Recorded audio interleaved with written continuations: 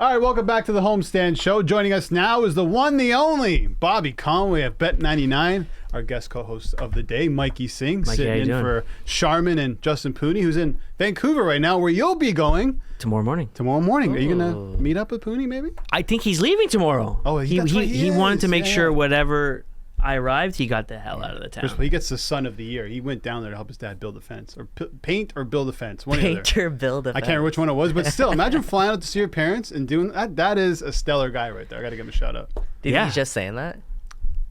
No. He's the type of guy No, I that think would he's do actually that. dead serious. And he sent me a picture of his backyard. Quite the lawn. Okay. I will say. I take it back. Quite the lawn. We have like a mini little lawn group. Yeah. It's pretty A fat. mini little lawn. Anyway, before we came into this segment, I teed up the game we're going to play that we played last week. What are the odds on this Bet99 segment?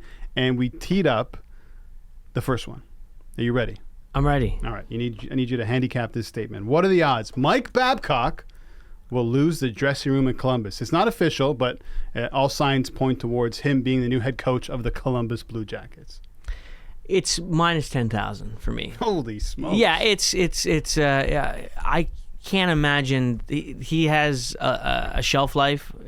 Certainly, especially the way that dressing rooms are now. I mean, he lasted so long in Detroit because of the success he had. Absolutely, Toronto. We saw how that all ended, and the way he goes about it. Now, I should say that if that's the old Mike Babcock comes and does the same thing, maybe he changed his attitude a little bit. Look, he is a great coach. He's been very successful at every level, and including the international level. So I don't worry about that. But because of what's happened, he's going to have to. He came into Toronto given the keys to the Ferrari, saying you're the boss here. I think now he's going to have to earn that trust back, and I don't know if that's going to be easy for him to do. Not that he couldn't do it, it's just that whether or not he wants to take the time to do that. And if he doesn't, I don't know. I just don't see it happening. So Bobby's essentially guaranteeing that he's going to lose the dressing room. I'm not that far over, but I'll say Close? like a minus 250. Just because they have guys like Johnny Gaudreau and Patrick Laine in that dressing room, guys who don't necessarily play a Mike Babcock style of hockey and aren't necessarily the most defensively responsible players, but yet Columbus has invested a lot, especially into Johnny Gaudreau, and made him sort of the franchise face of that team. So I think there is a slight possibility things go south, just because, like I said, Mike Babcock likes his players being so defensively responsible. Right. What happened to Mitch Marner? And Mitch Marner was a fourth line player under Mike Babcock. You try throwing that to Johnny Gaudreau, I don't know. Yeah, I don't know either. Listen, I want to believe that people deserve second chances, and maybe he's changed. I mean, you look at a guy like Paul Maurice, who's been around forever, one of the most recognizable coaches. He's coached, I think, well over 1,000 games, and he said he's had to change his style with this new hockey.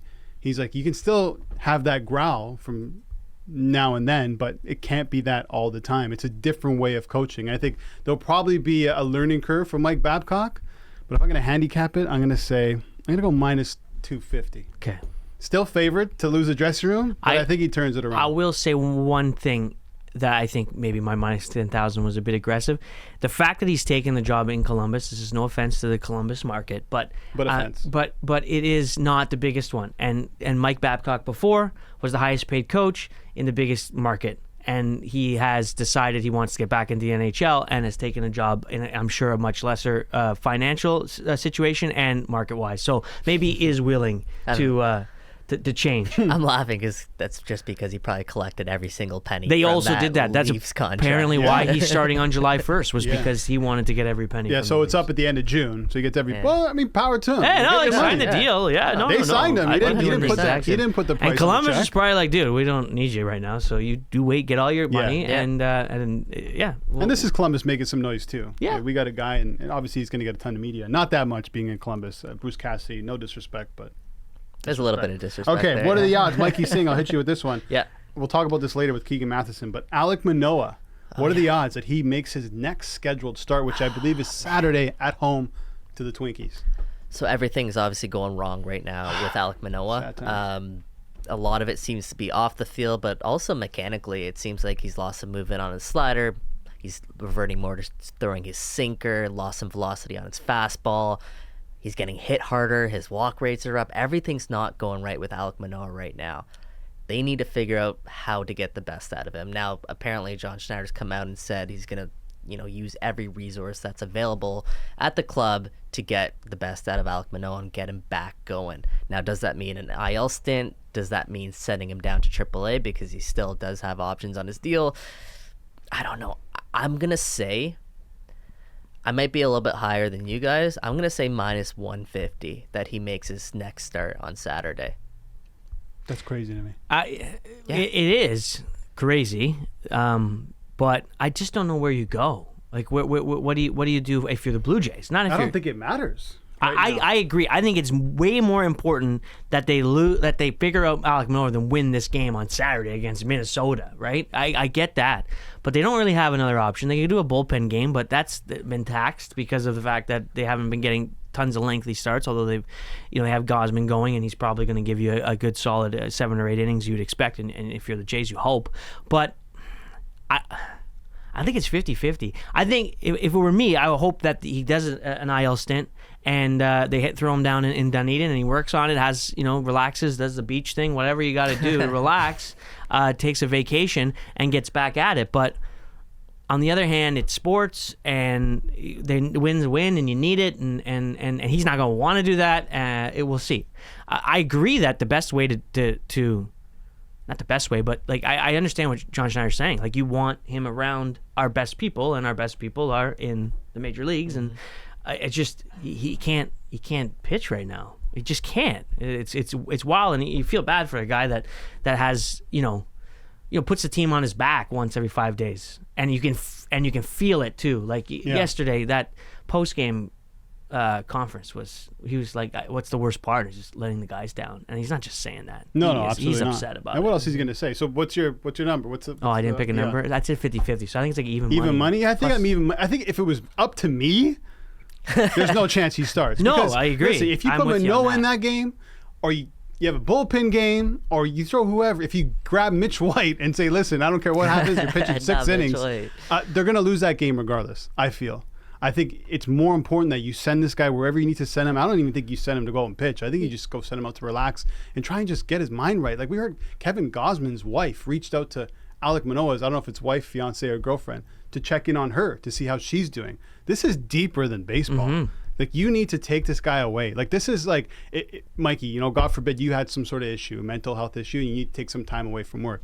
We'd be absolutely go away. Go figure what you got to do and come back and be the best version of yourself. I think this is what needs to happen with Alek Manoah. Yeah, it's a tough spot when you're on national spotlight and you're the ace of a professional sports team. He was on top of the world last season. Yeah, 100%. And being a big talker, being a bit arrogant, cocky, and confident. Yeah.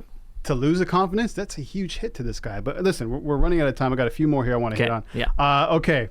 Mikey, I'll start with you. What are the odds LeBron James and Kyrie Irving are teammates next season? And here Kyrie trying to recruit LeBron to Dallas, which I find hilarious. Yeah. I'm going to say minus 400 that they're teammates next season. Oh. The reason we've heard the links not just recently, we've heard this for years. Yeah. Kyrie Irving wants to go back and he wants to play with LeBron James. LeBron James wants Kyrie Irving back. Obviously, they won a championship together with Cleveland, then had a little bit of a falling out, which they seem to have rekindled. Look, if you look at especially Dallas and especially Kyrie's career, he hasn't been able to reach the heights that he reached with LeBron James. And a lot of it, you have a lot of turmoil there. And James was the guy in the dressing room that seemed to lead Kyrie Irving to, do all the right things. LeBron James with the Lakers, he's clearly frustrated. They haven't really reached the heights that he would have wanted to reach. His career is winding down. And the one guy that he knew that he could do it with, of course, is Kyrie Irving. So I know the latest report has Irving recruiting James to go play in Dallas. I think it's the opposite. I think if anything, I think Kyrie would go to the Lakers, and that's why I'm saying minus 400. It's probably not going to happen, but I wouldn't be surprised if it does. Bobby? I'm the other way. I think I'm more like plus 200, plus 300, because I think it's crazy that should ever happen. but LeBron James wants to win one more title, and the options may not be there anywhere else. He's not going to Dallas. That's the idea that Kyrie Irving's calling him, going like, "Hey, why don't you come join me?" He's gonna be like, "What? No." Well, send Doncic over there for you. Yeah, well, that's another thing. That team is Luka Doncic's team. Like, you're gonna bring LeBron, and I'm sure Luka would be great. I mean, like, you're playing with one of your heroes. I'm sure he'd love to do that for a season or two. But no, he's not going to Dallas. But you're right that there's a possibility that he comes to LA, and because they need to add somebody. They did pretty well after the deadline. Maybe running it back with a whole season of them figuring out that cohesiveness. You mix in a guy. It's the off the court stuff. That's just tough. If I'm LeBron, you're gonna go through this marriage again. Yeah, you're gonna do this again. Kyrie comes with too much baggage. An incredible basketball player. Incredible. But you go to Dallas and you can't make the playoffs. You got to try something. You can't make the playoffs with Doncic. That's the thing. That's different. He will try and pull the trigger. But I'm probably with Mikey. It's probably going to happen some way, somehow. Really, okay, I got one more quickly. Okay. What are the odds Sergei Bobrovsky's incredible playoff run has come to an end? Minus 200. Okay. Yeah. I think. I mean, look. This guy is not Andre Vasilevsky. He has been unbelievable, but we have seen far more poor Sergei Bobrovsky than we have good Sergei Bobrovsky over the last few years. Yeah. And, sometimes it strikes midnight. And if it strikes midnight in game 2 of the Stanley Cup Finals, then that's still a really, really good run. But I do think that it's curtains for him. 30 seconds? Minus 250 just because of the long layoff that Florida had in between games. Might be time for the Lion King to come in quickly. I think about 10 seconds left. What are the odds Michael Block makes the cut at the RBC Canadian Open?